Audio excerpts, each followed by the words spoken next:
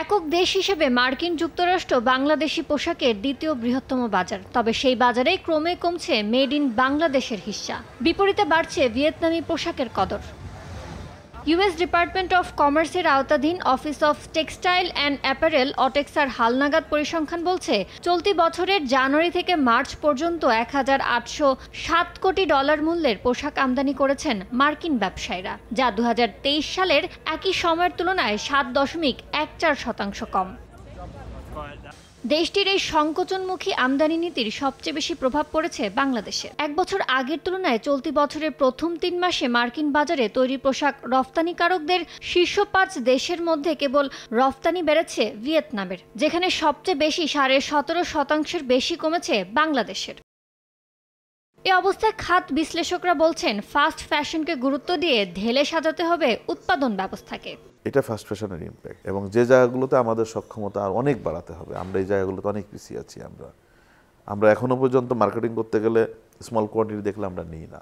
এই অর্ডারগুলো ডিমান্ড কিন্তু ওয়ার্ল্ডে এখন বেশি। ভিয়েতনাম তো শুধু এই প্রোডাক্ট, শুধু ম্যানমেড ফাইবার না, তারা কমপ্লেক্স প্রোডাক্টও বেশি করে আমাদের থেকে।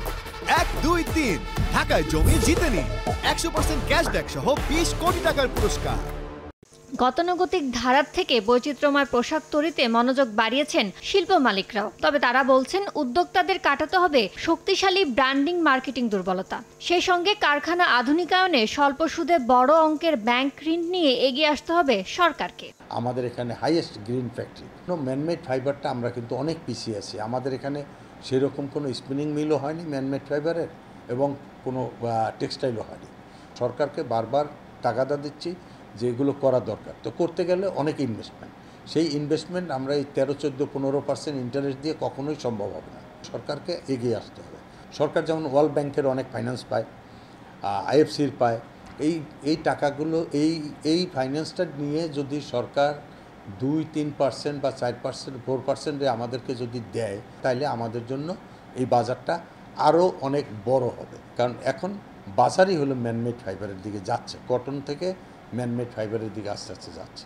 ২০২৪ সালের জানুয়ারি থেকে মার্চ সময়ে যুক্তরাষ্ট্রে ১৭৫ কোটি ডলারের তৈরি পোশাক রপ্তানি করেছে বাংলাদেশ। এ সময় চীন রপ্তানি করেছে ৩৪৪ কোটি ডলার মূল্যের তৈরি পোশাক, আর ভিয়েতনাম থেকে যুক্তরাষ্ট্রে গেছে ৩৩৯ কোটি ডলার মূল্যের তৈরি পোশাক। ইয়ানুর শিফাত, সময় সংবাদ, ঢাকা।